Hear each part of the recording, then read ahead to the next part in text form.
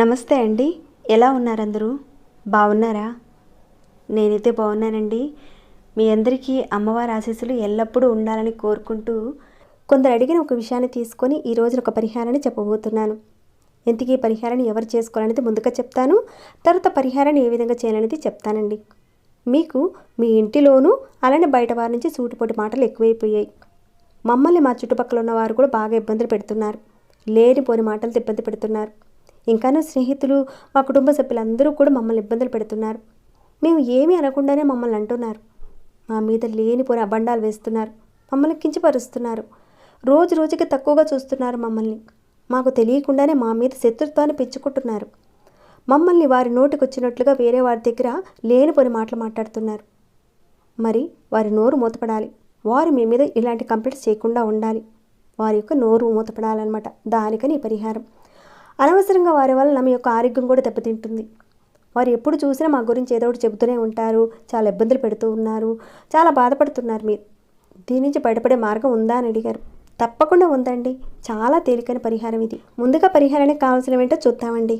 ఈ పరిహారం కోసం 5 పువ్వు ఉన్న లవంగాలు కావాలండి. అలానే కొన్ని నీళ్లు కావాలి. ఇంకాను తాళం కప్ప కావాలి. అది ఇంట్లో వాడుతున్న తాళం కప్పుతో పాటు ఈ తాళం చెవి కూడా ఉండాలండి. అది రెగ్యులర్గా వాడుతున్న తాళం కప్ప అనేది ఉండాలన్నమాట. ఎవరైతే మిమ్మల్ని ఇబ్బంది పెడుతున్నారో వారి యొక్క నోరు మూతపడాలి. వారు జనాల దగ్గర మిమ్మల్ని కించపరచకుండా ఉండాలి. ఇబ్బంది పెట్టకుండా ఉండాలి. అది మీతో పాటు పనిచేసేవారు కావచ్చు. కొంతమంది కలిసి పనిచేస్తూ ఉంటారు. ఒకళ్ళ గురించి ఒకళ్ళకి చెడుగా చెప్తూ ఉంటారు. దానివల్ల రావాల్సిన పైకం అనేది రాదు. వృత్తిపరంగా ఇబ్బందులు కలగజేస్తూ ఉంటారు. అది కుటుంబంలో కూడా ఉంటుంది. అంటే అదేంటంటే చాడీలు చెప్పడం అనేది, అంటే ఇక్కడ మాట అక్కడ చెప్పడము, అక్కడ మాట ఇక్కడ చెప్పడం, ఇలా చెప్తూ ఉంటారు. ఇంకాను భార్యాభర్తల మధ్య ఇబ్బందులు కూడా కలగజేస్తూ ఉంటారు. ఇంకా పిల్లలకి తల్లిదండ్రుల మధ్య కూడా గొడవలు పెడుతూ ఉంటారు. అది చూసి చక్కగా ఆనందిస్తూ ఉంటారు వాళ్ళ గొడవలు పడుతూ ఉంటాయి. ఇలా చేసేవారు ఎవరైతే ఉన్నారో వారి నుంచి రక్షణ కలగడానికి చేసుకునే పరిహారం అన్నమాట ఇది. ఈ పరిహారాన్ని ఆడవారైనా మగవారైనా చేసుకోవచ్చు. ఎలాంటి నియమ నిబంధనలు అంటూ ఏమీ లేవు.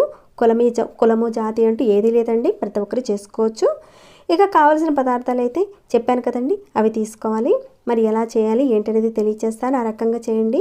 అలానే ఈ పరిహారాన్ని పూర్తిగా చూసి అర్థం చేసుకుని మొదలు పెట్టడానికి ప్రయత్నం చేయండి. అరాకొరగా స్కిప్ చేసి చూసి మాత్రం చేయకండి. అయితే ఈ వీడియో మధ్యలో ఒక చిన్న రిక్వెస్ట్ అండి. ప్రతి ఒక్కరికి యూజ్ అయ్యే ఇలాంటి వీడియోస్కి లైక్స్ ఇస్తారని భావిస్తున్నాను. ఇంకా లైక్ ఇవ్వని వారు ఉంటే లైక్ ఇవ్వండి. సబ్స్క్రైబ్ కాని వారు ఉంటే సబ్స్క్రైబ్ చేసుకుని ఆల్ అనే ఆప్షన్ ఆన్ చేసి డైలీ వాచ్ చేస్తూ ఉండండి. అప్పుడు మన నుంచి వీడియోస్ ఎక్కడా కూడా మిస్ కావు. ఇక ఈ పరిహారం అనేది శత్రువుల నోటికి తాళం వేయడానికి ఉపయోగపడుతుంది. అది అంతర్గత శత్రువులు కావచ్చు, కుటుంబంలో ఉన్నవారు కావచ్చు, బయట వారు కూడా కావచ్చు. ఈ పరిహారాన్ని చేస్తే విశేషమైన ఫలితం కలుగుతుంది. చెప్పుకోవాలంటే చాలా తేలికైన పరిహారం అండి. ఒకసారి చేస్తే సరిపోతుంది. పదే పదే చేయనవసరం లేదు.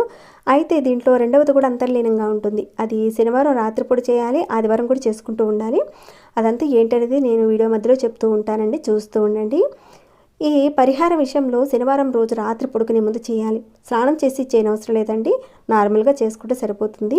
పడుకునే ముందు చేసుకోవాలి. మీరు ఒక తాళం కప్ప తీసుకోండి. ఈ తాళానికి ఈ తాళంతో వేసేయండి. అంటే తాళం కప్పుకి ఈ విధంగా వేసేయండి. వేసేసారు. తర్వాత ఈ తాళం చెవులు పక్కన పెట్టేసేయండి. తర్వాత ఒక చిన్న గిన్నెలో తాళం మునిగేంత నీళ్ళు తీసుకోండి.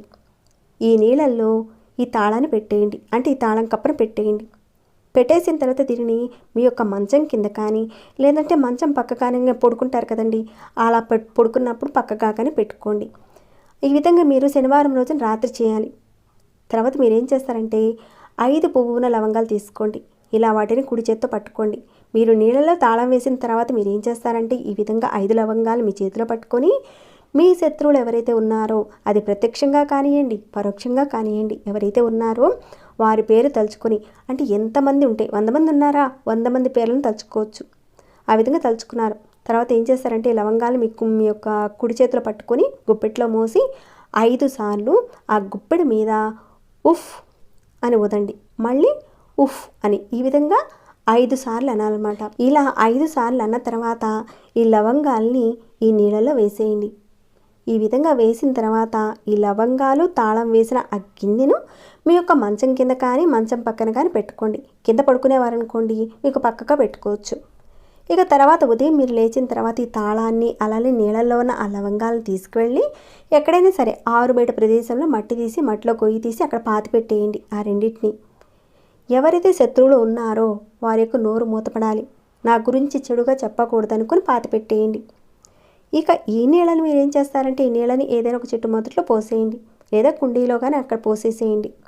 అంటే కాలు తొక్కన ప్రదేశంలో పోయాలన్నమాట. ఈ విధంగా మీరు తాళాన్ని పాతి పెట్టడం అనేది ఒకసారి చేస్తే సరిపోతుంది. ఇక ఆ తర్వాత నుంచి మీరు ఏం చేస్తారంటే ప్రతిరోజు రాత్రిపూట ఒక గిన్నెలో నీరు తీసుకొని ఆ నీళ్ళల్లో లవంగాలు వేయడం, మీరు పడుకునే చోట పెట్టుకోవడం. తర్వాత మరుసటి రోజున ఆ లవంగాలను తీసి పాతి పెట్టడం అనేది చేయాలి. ఆ లవంగాలను తీసేసిన తర్వాత ఆ నీళ్ళని తీసుకువెళ్ళి కుండీలో పోయడం అనేది చేస్తూ ఉండాలన్నమాట. ఈ విధంగా 5 శనివారాలు చేయాలండి. ఈ 5 శనివారాల మధ్యలో గ్యాప్ వస్తే ఏం పర్వాలేదండి, మీరు కంటిన్యూ చేసుకోవచ్చు. మొదటిసారి అయితే తాళం కప్పుతో పాటు లవంగాలు పాతి పెట్టాలి. ఇక మిగతా 5 రోజుల పాటు లవంగాలు మాత్రమే పాతి పెట్టడం అనేది చేయాలన్నమాట. ఖచ్చితంగా 5 రోజుల పాటు చేస్తేనే మీకు ఫలితం ఉంటుంది. ఇది ఏదైతే ఉందో ఈ పరిహారము మీ యొక్క శత్రువుల యొక్క నోరు అనేది మూపిస్తుంది, మీకు ప్రకృతి సహాయం చేస్తుంది.